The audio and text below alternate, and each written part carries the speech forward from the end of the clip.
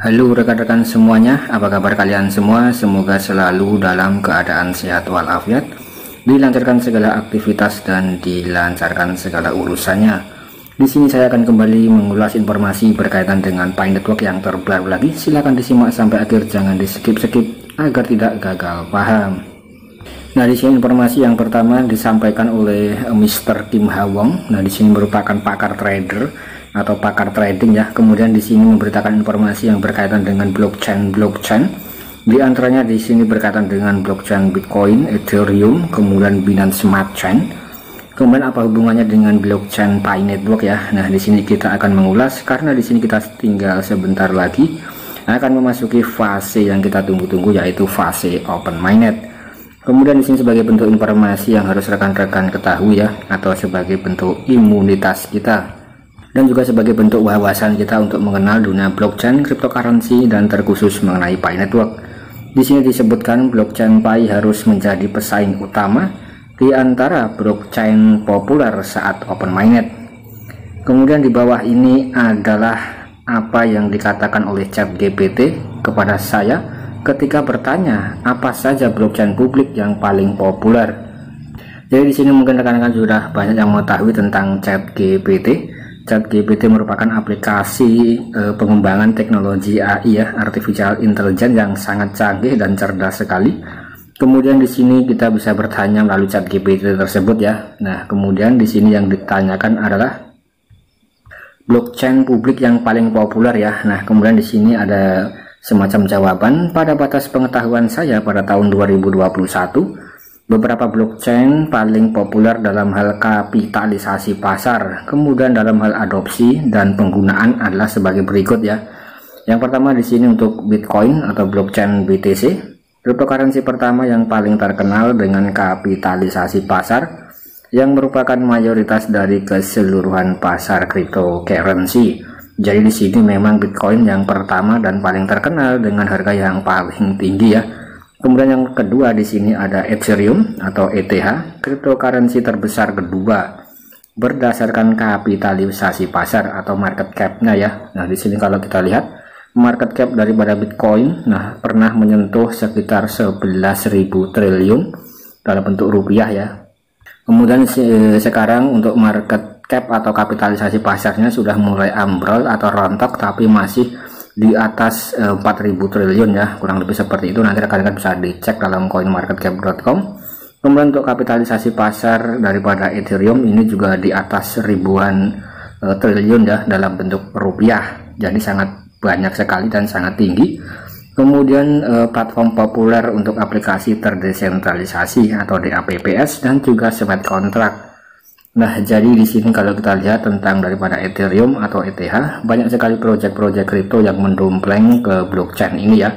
Dan untuk garapan-garapan semacam testnet, airdrop, apabila sudah dompleng atau bergerak dalam jaringan Ethereum ya, itu mungkin bisa dikatakan proyek yang memiliki harga yang tinggi, karena di sini untuk gas fee-nya sangat tinggi sekali ya dalam Ethereum.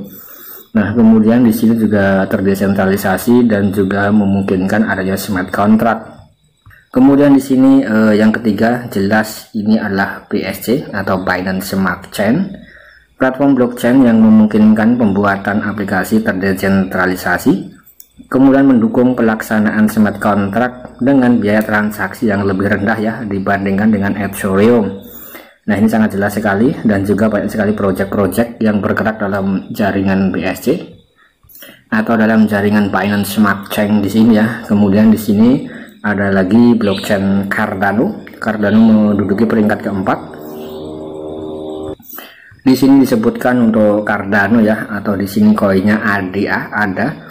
Di sini disebutkan platform blockchain generasi ketiga yang bertujuan untuk menyediakan semacam scalability atau skalabilitas, interoperabilitas, dan juga keberlanjutan. Kemudian juga ada blockchain Solana ya. Solana juga sangat terkenal sekali. Kemudian platform ini atau blockchain daripada Solana merupakan platform blockchain berkinerja tinggi, dirancang untuk aplikasi desentral. Ini mendukung untuk transaksi yang berkecepatan tinggi ya. Kemudian juga ada Polkadot. Polkadot disebutkan multi rantai yang memungkinkan interoperabilitas antara berbagai macam jaringan blockchain.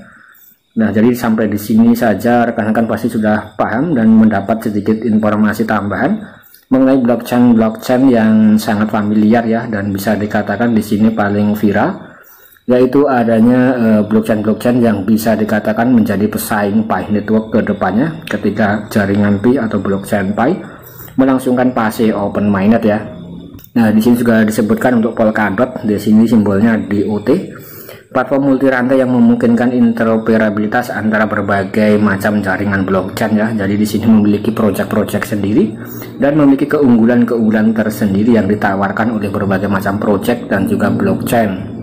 Jadi kalau kita mengulas atau melakukan semacam analisa mandiri, nah kita akan mendapatkan semacam visi misi daripada project atau proyek tersebut ya. Misal Bitcoin, nah itu untuk roadmap white papernya seperti apa, kemudian ETH seperti apa ya. Kemudian di sini untuk daripada Pi Network sudah sangat jelas sekali dan sering kita bahas bersama-sama. Jadi di sini perbedaan antara Pi Network dengan blockchain atau cryptocurrency konvensional sangat terlihat jelas sekali ya, perbedaan yang sangat jelas dan berbanding terbalik. Kemudian di sini juga ada blockchain Ripple atau XRP. Digadang-gadang untuk XRP di sini juga akan memiliki nilai atau harga yang melesat ke depannya ya. Nah, rekan-rekan juga harus melakukan analisa mandiri. Di sini disebutkan protokol pembayaran berbasis blockchain yang dirancang untuk transaksi lintas batas yang lebih cepat, lebih murah dan lebih efisien. Nah, jadi di sini cryptocurrency tersebut itu memiliki semacam simbol-simbol dan juga memiliki nilai atau harga tersendiri ya, seperti XRP, kemudian DOT, Sol, Solana, kemudian juga Ethereum ya. Kemudian yang paling tinggi harganya adalah koin BTC, kemudian yang kedua adalah Ethereum. Nah, kemudian yang digadang-gadang harganya akan sangat tinggi atau bisa meroket adalah XRP ya. Mungkin rekan-rekan yang memiliki modal dan ingin cepat kaya dari dunia cryptocurrency itu bisa melakukan analisa mandiri, bisa langsung dibeli saja kripto-kripto yang menurut rekan-rekan itu bagus prospek project kedepannya. Tapi di sini memang untuk project crypto berkaitan dengan supply and demand. Jadi ketika project ini ada semacam investor yang bergerak atau yang berminat ya, semacam seperti Elon Musk yang tertarik, misal seperti Elon Musk ketika tertarik dengan Shiba Inu, secara otomatis nah orang-orang juga akan ikut membeli ya, karena Elon Musk juga ikut membeli atau ikut menyenggolnya. Kemudian secara otomatis semakin banyak yang membeli, nah harga akan sangat tinggi sesuai dengan hukum permintaan dan penawaran. Nah, kemudian setelah mencapai puncaknya, secara otomatis harga akan down atau anjlok lagi ya.